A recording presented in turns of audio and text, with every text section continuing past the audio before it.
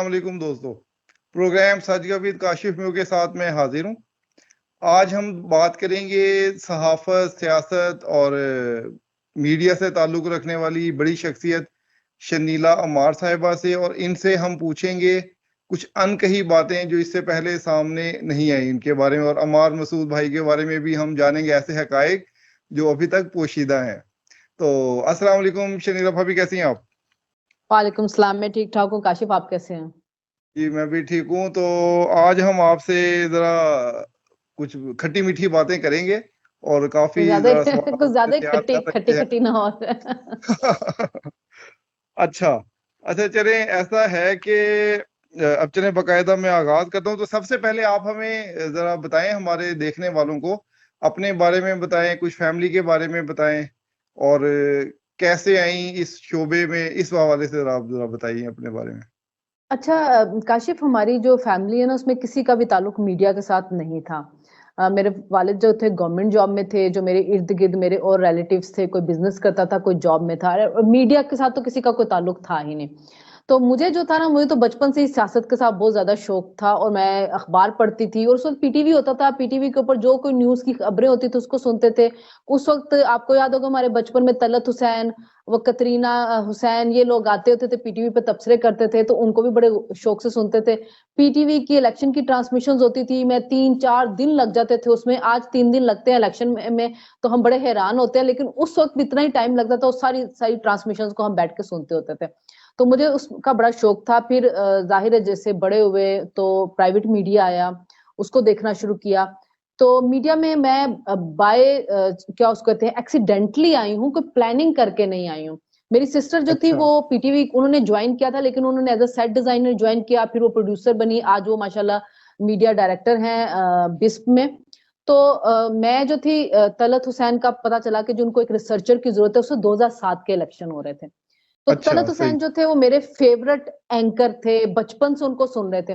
तो मैं सिर्फ इस एक्साइटमेंट में कि चले तलत हुसैन से मुलाकात हो जाएगी, तब हम नए नए इस्लामाबाद शिफ्ट हुए, सारी स्टडी मेरी पिशावर में हुई थी। तो मैं तलत हुसैन से मिलने के शौक में वहां पे गई। लेकिन जब मैंने वहां पे इंटरव्यू दिया, जो उन्होंने सवाल पूछे सियासत से रिलेटेड वगैरह सब मुझे पता थी। इवन उस जमाने में पीटीआई जो थी, उसमें इमरान खान के अलावा किसी दूसरी पार्टी का नाम, बंदे का नाम किसी को नहीं पता था, तो मुझे पता था उन पार्टी के लोगों के। तो उन्होंने मुझे उस इंटरव्यू के बाद फौरन हायर कर लिया। बस फिर वहां से अच्छा सफर का जो था आगाज शुरू हो गया। अच्छा, ओके, सही। अच्छा, तो बहन भाइयों में आपका कौन सा नंबर है फैमिली में? दूसरा नंबर है, मुझसे बड़े भाई हैं, उन्होंने एमआईटी किया हुआ है, वो भी गवर्नमेंट जॉब में है। मैं हूँ, मेरे बाद मेरी सिस्टर है, वो भी मीडिया से उनका ताल्लुक है। और उससे बाद छोटे भाई हैं, वो उन्होंने टेलीकॉम इंजीनियरिंग की है, लेकिन उसका उनका ताल्लुक भी मीडिया के साथ ही है। अच्छा, आप बड़ी सख्त मिजाज लगती हैं देखने में। तो बहन भाइयों पे भी कोई ऐसे रोब दाब तरीके से रहती हैं घर में, या कोई जॉली स्टाइल से रहती हैं? नहीं नहीं, मैं थोड़ी गुस्से वाली हूँ। और लेकिन ये है कि बहन भाइयों पे कोई इतना रोब नहीं है, और बहन भाई जो होते हैं किसी का रोब बर्दाश्त करते भी नहीं है।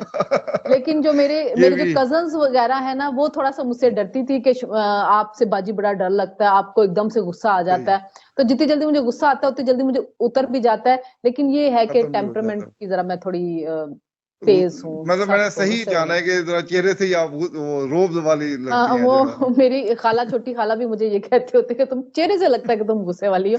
उस इतनी ज्यादा नहीं हूँ, लेकिन मैं बहुत ज्यादा सही फ्रेंडली भी नहीं हूँ, बहुत ज्यादा सोशल भी नहीं हूँ। सही सही सही। अच्छा, जो आपने जिक्र किया बहन का, ये अब छोटी बहन जो है आपकी मरियम, तो हम्म। उनसे आपका कैसा है, रोब वाला है या दोस्ती है बड़ी बहनों वाली, या किस तरह से आपका रिलेशन है? बिल्कुल रोब वाला नहीं, उसका उल्टा मेरे ऊपर रोब होता है कि वो मुझे डांट देती होती अच्छा है कि ये तुम क्या कर रही हो, ये तुम किस तरह बात कर रही हो, या तुम किस तरह की ड्रेसिंग कर रही हो, या तुम किस तरह, वो मुझे उल्टा गाइड कर रही होती कि ये किया करो, वो अच्छा, किया करो। तो दोस्ती बहुत ज्यादा है, एक दूसरे के साथ हर बात हर सही। चीज शेयर करते हैं हम। लेकिन वो मेरे रोब में नहीं आती, और ना मेरे गुस्से में अच्छा, आती है।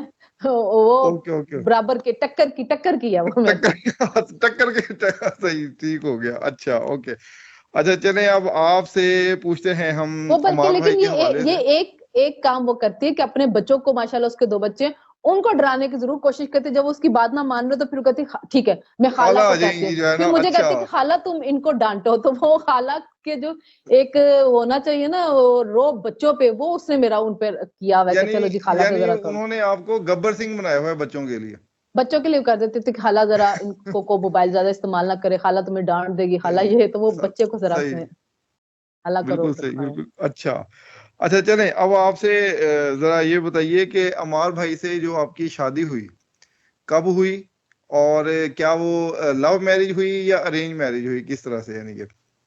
नहीं नहीं, लव मैरिज नहीं थी जी, प्योर अरेंज मैरिज थी, अच्छा 2014 में हुई सही, थी। हाँ।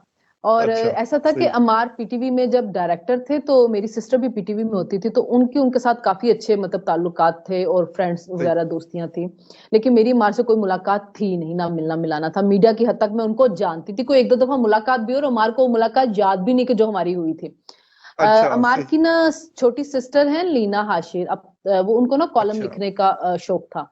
अब तो माशाल्लाह उनकी सही, अपनी किताब भी आ गई और किताब बड़ी पॉपुलर भी हुई है। तो अमान ने उन दिनों आपको पता होगा डिजिटल मीडिया का 2013-14 में कोई दूर दूर तक होता ही नहीं था कि डिजिटल मीडिया इतना पॉपुलर था। कोई कोई वेबसाइट होती थी। तो मैं भी उस वक्त तलत हुसैन के साथ एक वेबसाइट चला रही थी, सच टीवी। तो अमान ने अच्छा सही, मरियम से जिक्र किया कि जी मेरी बहन को कॉलम लिखने का शौक है, तो वो जाहिर है न्यूज़पेपर में तो नहीं हो सकता हम्म, पब्लिश क्या करे, तो उसने कहा मेरी बहन की वेबसाइट आप उसको दे दें। तो वो फिर लीना ने मुझे आर्टिकल भेजने शुरू किए, तो लीना ने फिर मुझे फेसबुक पे ऐड किया, वहां मुझे देखा, अमार के जरिए मरियम से मेरा फोन नंबर ले मुझसे बातचीत की। तो लीना ने फिर अपनी अम्मी को कहा कि मुझे ये लड़की बड़ी अच्छी लगी है, मैंने इसको फेसबुक पे अच्छा देखा है, मिली सही, नहीं, लेकिन मुझे बातचीत करने में बड़ी अच्छी लगी, तो आप चलें जरा हम मिलते हैं। सही, तो उनकी अम्मी और वो लीना हमारे घर ये कह के आई कि जी हम आ रहे हैं शुक्रिया अदा करने के, जो आप कॉलम पब्लिश कर रहे हैं उनके ना वेबसाइट के ऊपर। लेकिन जब वो आए तो ओके, बड़ी गपशप लगी, बड़ी नॉर्मल गुफ्तगू, सियासत के ऊपर, दूसरे टॉपिक के ऊपर, वो सब चले गए।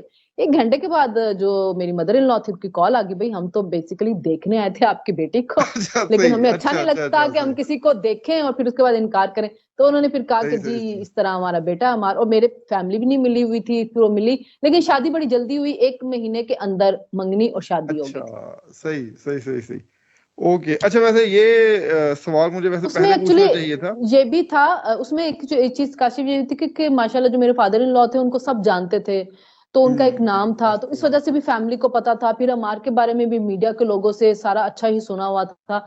तो इस वजह से सही, जल्दी रिश्ता भी हो गया, शादी बस भी जल्दी जल्दी होगी, हुई, इतना जैसी टाइम हुई नहीं उसके लगा। बाद हाँ फौरन जो लेकिन है। हाँ फौरन होगी, लेकिन चूंकि अमार के बारे में लोगों की हमेशा ये रहती है एक कि कैसे हो सकता है कि अमार अरेंज मैरिज कर लें, कि अम्मी ने आके कह दिया और अमार ने शादी कर ली। तो हर अच्छा दफा हमसे सवाल यही होता है जब भी कभी बात होती है कि ये लव मैरिज थी, लेकिन ये लव मैरिज नहीं थी, अरेंज मैरिज थी। प्योर अमार की प्योर अम्मी और अरेंज मैरिज थी वो। प्योर अमार की सही, अम्मी और बहन ने मुझे पसंद किया और फिर उसके बाद आगे रिश्ता हुआ। आपने भी फौरन हाँ कह दी अमर भाई का सुन के?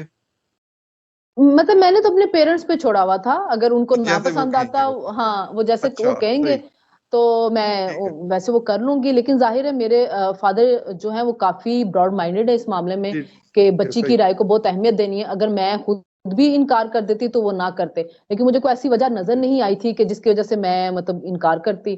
तो पेरेंट्स सही अगर सही सही, उनको पसंद था सारा कुछ, तो मामला ठीक हो गया। बिल्कुल सही। अच्छा ये बताइए, वैसे मुझे ये पहले पूछना चाहिए था कि अक्सर नौजवानी में या तालिब इल्मी के दौरान तो लड़के लड़कियों का क्रश होता है कोई ना कोई। तो आपका भी हम्म। इस हवाले से कोई क्रश था या खुश्क मिजाज ही थी आप? नहीं, मेरे बहुत अच्छे फ्रेंड्स थे यूनिवर्सिटी के जमाने में, और उनसे अभी तक मेरे ताल्लुक हैं।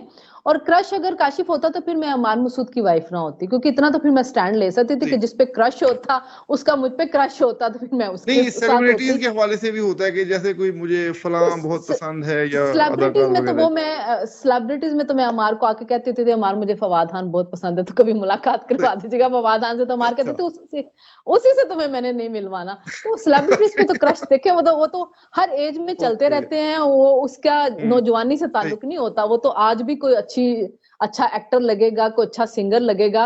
और सही सही सही, माशाल्लाह हमारे इस मामले में देखें कोई कंजर्वेटिव वो नहीं है, और वो बड़े ब्रॉड माइंडेड और बड़े मेरे अच्छे फ्रेंड हैं। मुझे जो चीज अच्छी लगती है, जो मुझे पसंद आ रहा होता है, मैं खुल के उनके सामने इजहार करती हूँ, उनको जो अच्छा लग रहा होता है वो भी मेरे सामने बात करते हैं। तो मेरा जिस सेलिब्रिटी पे भी क्रश होगा, मैं सबसे पहले अमार को बताती हूँ कि हाय अमार ये अच्छा देखे ना, ये कितना सही खूबसूरत है, अमार ये देखे ना, ये कितना सही अच्छा लग रहा है। तो सही सही सही, वो मामला अभी तक अच्छा चल रहे हैं, उसका नौजवानी से ताल्लुक नहीं है। ओके। अच्छा, एक और बात बताइए कि कोरोना के दिनों में ये अमार भाई ने बड़ी एक पोस्ट लगाई थी कि वो जनाब नाश्ता बना रहे हैं बेगम के लिए। बेगम का नाश्ता बड़ा फेमस भी हुआ था। तो क्या वो कोरोना के दिनों में था, या रूटीन में भी वो कोई घर में आपका हाथ बटाते हैं, या इसी तरह नाश्ता या खाना बना के खिलाते हैं आपको? अच्छा काशिफ, जो अमार है ना, अमार जैसे हस्बैंड ना, मैं कहती हूँ जितने सपोर्टिव और कोऑपरेटिव है ना, बहुत कम होते हैं। माशाल्लाह माशाल्लाह, अल्लाह नजर अच्छा, से बचाए। माशाल्लाह। अमार को कुकिंग करने का बहुत शौक है, और अमार को किचन से अच्छा, निकालना पड़ता है, और अमार को बहुत अच्छा, शौक से कुकिंग सही, करते हैं, अब बहुत शौक से कुकिंग करते हैं उनको, और उनको पसंद है। और सही। मैं आपको बताऊं कि हमने कुक रखा हुआ है, जाहिर है कुकिंग वगैरह वो करता है, और अगर कभी वो छुट्टी पे जाए तो मुझे कभी अमान ने नहीं उठाया, कभी आज तक जिंदगी अच्छा, में, मतलब जो हमारी शादी को माशाल्लाह 9.5 साल हो रहे हैं, अमान ने कभी मुझे नहीं उठाया कि मुझे उठ के नाश्ता बना के दो। वो खुद उठते हैं, अपना नाश्ता बना लेते। बाद दफा तो ये होता है कि कुक सर्वेंट रूम से नहीं आया होता, हमारे जल्दी उठ गए 7:30 8 बजे, वो खुद नाश्ता बना लेते, वो वेट भी नहीं उसका करते।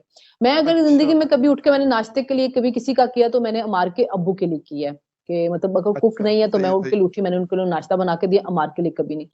अगर हमारा कुक छुट्टी पे है तो अमार मेरे साथ किचन में काम करवाते हैं, वो इवन बर्तन तक भी धो लेते थे, वो साथ कुकिंग करवाना शुरू कर देते थे। वो मैं मुझे कहते थे चलो तुम कटिंग करो, मैं कुकिंग कर देता हूँ। मेरे साथ हर तरह की वो हेल्प करते थे। तो वो कोई सही। रवायती हस्बैंड नहीं है जो कि कहेंगे बीवी को ओके। कि मैं बैठा अच्छा, हुआ सही, हूँ सही, तो सही, तुम मुझे पानी पिलाओ, मैं बैठा हुआ तो तुम मेरे लिए खाना लेके आओ। बल्कि मैं सही। आपको बताऊं, हम जब खाना खाने के लिए बैठते हैं तो सबसे पहले हमारे के अब्बू खाना डालते हैं। जब तक मैं खाना नहीं डाल लेती, हमारा अपनी प्लेट में खाना नहीं डालते हैं। वो इवन अच्छा, मेरी प्लेट में खाना डाल, वो अपने अब्बू की प्लेट में खाना, जब उनकी अम्मी जिंदा थी तो वो खड़े हो जाते थे अपनी अम्मी के पीछे, जब तक उनकी अम्मी को, अपनी अम्मी को खाना नहीं डाल देते थे, उनकी अम्मी खाना नहीं स्टार्ट कर लेती थी, वो बैठते नहीं थे। अब भी वो अपने अब्बू को पहले खाना डाल के देते हैं, वो खाना स्टार्ट करते हैं, फिर हमारा अपनी प्लेट में डालते हैं, मेरी प्लेट में पहले डाल देते हैं, और हम दोनों से पहले वो स्टार्ट नहीं करते हैं। आप इस अच्छा, तरह अमार सही। हैं। माशाल्लाह, ये तो खैर बहुत लकी हैं फिर तो आप।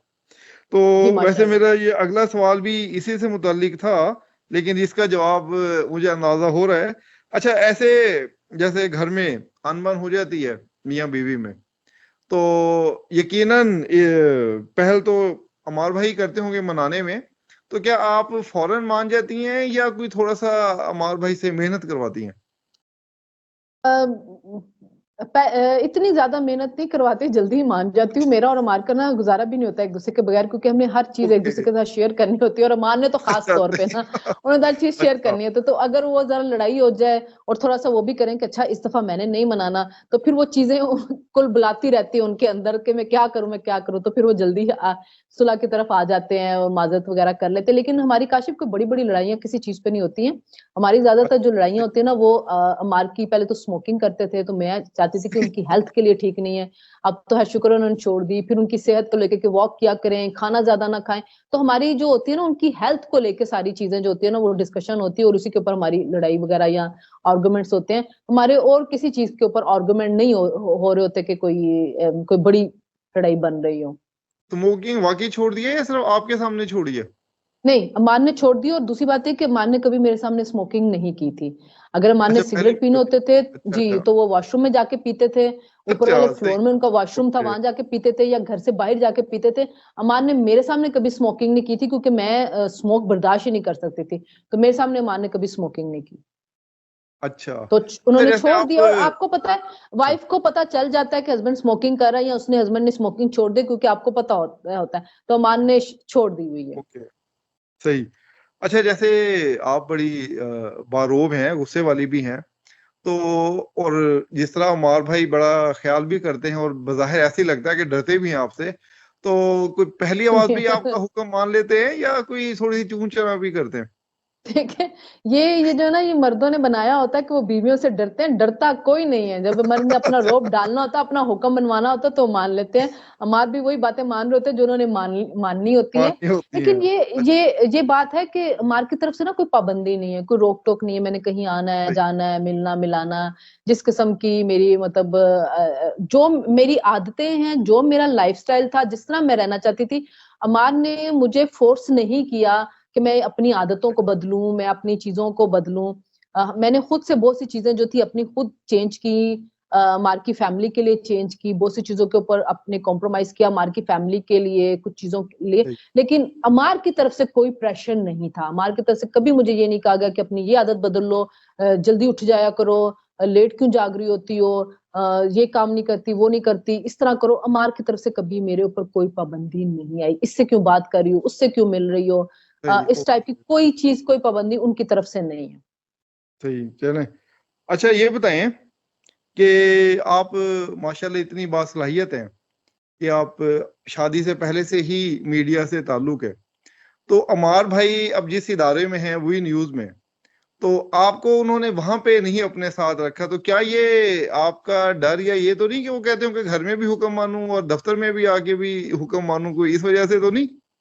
नहीं, मैं खुद भी काशी वहां पे जाना नहीं चाह रही एक्चुअली। वहां पे जो ज्यादा चीज है वो है रिपोर्टिंग वगैरह ना, कि मतलब न्यूज बन रही है, रिपोर्ट्स बन रही हैं, वो सब कुछ है।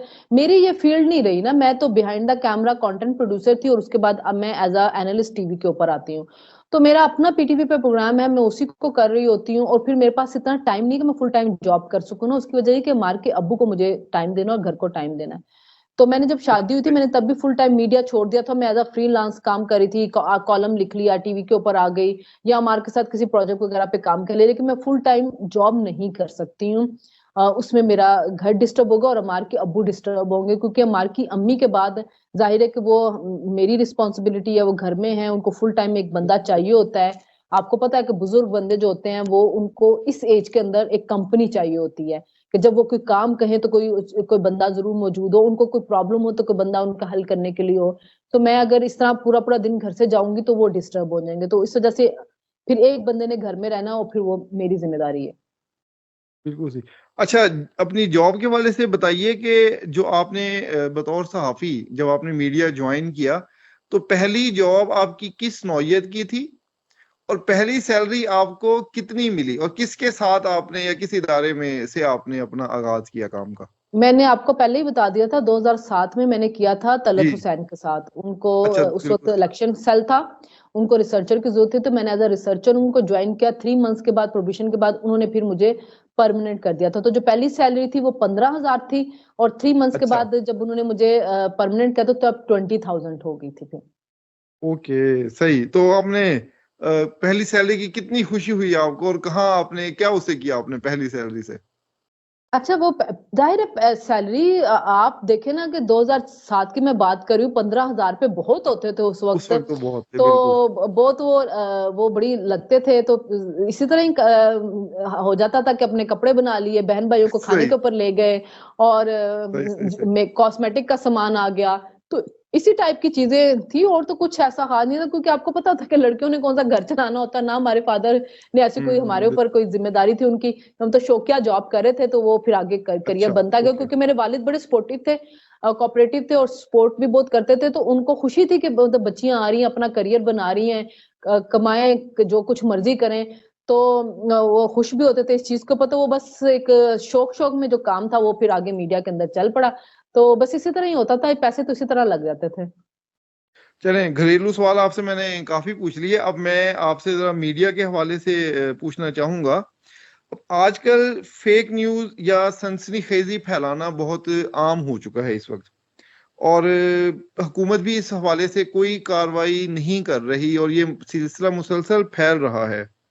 तो आखिर आपके ख्याल में हुकूमत कोई एक ऐसी कानून साजी क्यों नहीं कर रही जिससे फेक न्यूज से छुटकारा पाया जा सके, या इसका कोई सद्देबाब हो सके इस पे? बल्कि साथ ही आप मुझे बल्कि एक और सवाल भी ऐड कर लें कि पहले होता था कि सहाफी आजादाना सहाफत करते थे और उस पर बड़ा फख्र करते थे, लेकिन अब डालराना सहाफत हो चुकी है।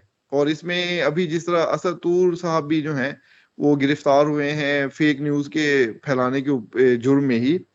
तो अब इसका क्या हल है आके इस पे कम हो सके या इसको कंट्रोल किया जा सके? आपके ख्याल में हुकूमत क्यों नहीं इसका कोई इस पर कानून साजी कर रही, और इसके अलावा इसका क्या हल हो सकता है कि सहाफी दोबारा पहली वाली रविश पर आ जाएं कि वो जो है ना कोई आजादाना सहाफत या जिम्मेदाराना सहाफत कर सके? इस हवाले से अच्छा, बताइए अपनी राय। काशिफ, बात ये है कि फेक न्यूज जो है ना, ये कोई न्यू फिनोमिना नहीं है, पुराना है। बल्कि चेकोस्लोवाकिया के अंदर जो की आपस में जो जंग लगी और दोनों अलग हो गए, वो भी एक फेक न्यूज की वजह से थी। फिर हमने फेक न्यूज ट्रम्प के इलेक्शन के अंदर भी देखा कि बहुत ज्यादा फेक न्यूज फैलनी शुरू हुई। पता चला एक बंदा एक पता नहीं किस सियासत में बैठा हुआ है, वहां से बैठ के लगा हुआ है फेक न्यूज फैलाने ट्रम्प के हक में। फिर हमने पाकिस्तान के अंदर इमरान खान के आने के बाद ये फिनोमेना देखा, ये अब बकायदा एक मार्केट बन गई है और उसके साथ ना आपकी इनकम जुड़ गई है। वो जो इनकम है ना, उसके चक्रों के अंदर ये सारा काम जो स्टार्ट हो गया। फिर उसकी बात ये कि आपके मुल्क के अंदर ऑडियंस बैठी हुई जो फेक न्यूज को खरीद रही है। अगर आपकी ऑडियंस ना खरीद रही हो तो वो बेच ना रहे हो। हमने ऐसे ऐसे वीलॉग्स देखे हैं कि जिनके अंदर ऐसी ऐसी फेक न्यूज होती है कि आपकी अकल नहीं उसको मान रही होती, लेकिन लोग उसको जाके जाके देख रहे होते हैं। फिर वो जो सहाफी है जिसको व्यूज मिल रहे हैं, अब आपको ट्विटर के ऊपर भी डॉलर्स मिल रहे हैं, आपको यूट्यूब पे भी मिल रहे हैं, वो उस फेक न्यूज के ऊपर पैसे वो कमा रहा है। और वो कमा इसलिए रहा कि इस मुल्क के अंदर कानून साजी नहीं है। अब आप देखें कि हमारे बहुत से चैनल्स हैं जो यूके के अंदर अपना केस हारे हैं, वहां पे उन्होंने भारी जुर्माने अदा किए हैं, क्योंकि वहां पे आप किसी पे इल्जाम नहीं लगा सकते सोर्स का नाम लेके, आपको साबित करना है। इसी वजह से आपने देखा होगा कि यूके के अंदर बैठे हुए जो लोग होते हैं वो बड़ी एहतियात करते हैं कोई भी इल्जाम लगाते हुए, कोई बात करते हैं कि अगर मेरे पे यहाँ पे मुकदमा होगा तो मैं हजारों पाउंड्स यहाँ पे कान दूंगा। मरियम औरंगजेब ने एक कानून साजी करने को कोशिश की थी जिसमें उन्होंने कहा था मिस इन्फॉर्मेशन डिस इन्फॉर्मेशन जो फैलाने वाले हैं उनका हम को कैसे कानून के उसमें दायरे में ला सकते। तो 3-4 हमारे एंकर्स थे, उन्होंने जो कमेटी थी उसके अंदर इतना ज्यादा उनको प्रेशराइज किया कि उन्होंने अपना वो कानून वापस ले लिया था। हत्या के इज्जत का जो कानून है, जब तक इसके ऊपर आप सख्ती से कारबंद नहीं होंगे, लोगों को जुर्माने नहीं लगेंगे, देखिए जेल भेज देना कोई हक नहीं। असदुर ने जो किया है, असदुर बाहर निकलेंगे वो इससे ज्यादा अब वो करेंगे। ठीक है, आपने खौफ जो है ना जेल का उनका खत्म कर दिया, लेकिन जब आप उनको जुर्माने लगाना शुरू करेंगे, आप उनको माली तौर पे नुकसान पहुंचाएंगे, उसके बाद जो काम है ना वो ये रुकना शुरू होगा। और वो जो तलत हुसैन ने एक टर्म बनाई कि ये अब ये फेक मीडिया नहीं, अब ये फकीडिया बन चुका है ना, यानी कि आपका फेक मीडिया जो है, तो ये कायदा मंडी बन गई है। सहाफी बरादरी को भी अपने आपको डिस्टेंस उससे करना होगा। उसके अलावा जो मीडिया ऑनर्स हैं उनको ऐसे तमाम लोगों को, रिपोर्टर्स को अपने अदारों से निकालना होगा, लेकिन उनको पता है कि इनके व्यूज आ रहे हैं, इनको लोग देख रहे हैं, तो इस वजह से शायद वो भी इसको निकालना नहीं चाह रहे हैं और ये जो बात है वो फैलती जा रही है। जब तक आपका हित के इज्जत का कानून सख्त नहीं होगा, जल्दी फैसले नहीं होंगे, लोगों को भारी जुर्माने नहीं लगेंगे, हम फेक न्यूज का कारोबार होते हुए इस मुल्क में देखते रहेंगे। ऐसे ही, बल्कि सही कह रही हैं, ये पहले ऐसे होता था कि किसी की कोई खबर गलत होती थी तो वो शर्मिंदगी से अगले 4-5 दिन या महीना दोबारा खबर नहीं करता था या तरदीद करता रहता था। आजकल अब वो फखर से आते हैं, अब वो फखर से फैलाते हैं कि आज एक गलत खबर कहते हैं, अगले दिन उससे ज्यादा बड़ी खबर फैलाते हैं और ढटाई की इंतहाई होती है कि उस पे एक रत्ती बराबर शर्मिंदगी महसूस नहीं होती। इनकी तो आपकी बात सही है कि इनको जुर्माने हो और बार बार जुर्माने हो, इस तरह की सजा मिले, माली नुकसान हो तो वही इसका हल इसका होगा जो है ना। इसका सही। अच्छा चलिए, अब आप ये बताइए कि शोबिज़ के हवाले से आपसे कि फिल्में आप देखती होंगी, जैसा फवाद खान का आपने जिक्र भी किया, तो किस किस्म की फिल्में और या ड्रामे आपको अच्छे लगते हैं और कौन सा अदाकार या अदाकारा आपकी पसंदीदा है आपकी? अच्छा, अदाकार का तो खैर आपने बता दिया। बस फिल्में ड्रामे जो है वो मैं बचपन से बड़े शौक से देख रही हूँ। बीच में एक टाइम आया था जब मैं मीडिया में एंटर हुई तो मैंने बिल्कुल ड्रामे वगैरह देखने छोड़ दिए। फिल्म कभी कभार फिर भी देख लेती होती थी, फिर दरमियान में आके मैंने पाकिस्तानी ड्रामे देखने शुरू किए तो मुझे बड़ा अफसोस हुआ कि हमारे ड्रामों का म्यार बहुत गिर गया हुआ है। लेकिन अब भी खैर कोई अच्छा ड्रामा हो तो मैं जरूर देखती हूँ, लेकिन मैं जो सीजन होता है वो नेटफ्लिक्स के ऊपर, प्राइम के ऊपर जाके जरूर देखती हूँ। मूवीज भी देखती हूँ। अब इंडियन मूवीज में भी वो इतना मजा नहीं आ रहा, कुछ टॉपिक्स ऐसे होते हैं जो कि उनका मजा नहीं आता, लेकिन फिर भी मुझे रोमांटिक मूवीज अच्छी लगती हैं, मुझे सस्पेंस वाली मूवीज बहुत अच्छी लगती हैं, और एक्शन मूवीज जो होती है, जो साउथ आ गया है और साउथ इंडियन साउथ आ गया और उसने जो एक्शन मूवीज वो जो बना दिया ना कि बिल्कुल अननेचुरल सी चीजें वो लगने शुरू हो गई, तो टाइम पास अच्छा, लेकिन मुझे इतनी पसंद नहीं आती। जो मेरी फेवरेट एक्ट्रेस थी ना, जो मेरी बचपन से फेवरेट थी, वो श्रीदेवी थी। वो मुझे बहुत पसंद थी, मुझे बचपन से पसंद थी, और उसकी डेथ का मुझे बहुत अफसोस हुआ। उसकी फिल्में मैं बार बार भी देख लेती हूँ। अमिताभ की पुरानी फिल्में मैं बार बार जो है उसको देखना पसंद करती हूँ। मुझे नसीरुद्दीन शाह बहुत अच्छा लगते हैं। क्योंकि उसकी एक्टिंग बहुत अच्छी होती है। आजकल जो कुछ एक दो है जो राजकुमार, क्या नाम है, मुझे उसका नाम अब जेहन से निकल गया, उसको मुझे लगता है जो अच्छी एक्टिंग करता है। फवाद खान मुझे पसंद था ड्रामों की वजह से। राजकुमार राव इस तरह का है शायद नाम। राजकुमार राव, जी जी, उसकी उसकी मूवीज जो होती हैं वो बहुत अच्छी होती हैं। और उसके बाद रणवीर कपूर की मूवीज जो है वो अच्छी एक्टिंग करता है। रणबीर कपूर भी अच्छी एक्टिंग करता है। शाहरुख रणवीर को सिंह है, रणवीर और कपूर है, रणबीर कपूर, हाँ, दोनों की मूवीज इसी अच्छी तरह का है होती मेरे हैं। ख्याल में, बिल्कुल। इसी तरह ही दोनों हैं। आमिर खान की मूवी मुझे अच्छी लगती है। शाहरुख जो अच्छा टाइम पास है, लेकिन शाहरुख को कभी मैंने बहुत बड़ा एक्टर समझा नहीं है। और ओके, पाकिस्तान में सही। फवाद खान मुझे ड्रामों में अच्छा लगता है, लेकिन फवाद खान की मौला जट मुझे कोई इतनी पसंद नहीं आई थी मूवी। लेकिन सही, फवाद खान ओके। एक्टर बहुत अच्छा है, वो एज अ रोमांटिक हीरो अच्छा लगता है फवाद खान। तो ये है कि, सही। लेकिन ऑल टाइम फेवरेट मेरी श्रीदेवी है। श्रीदेवी आपकी, सही, ओके।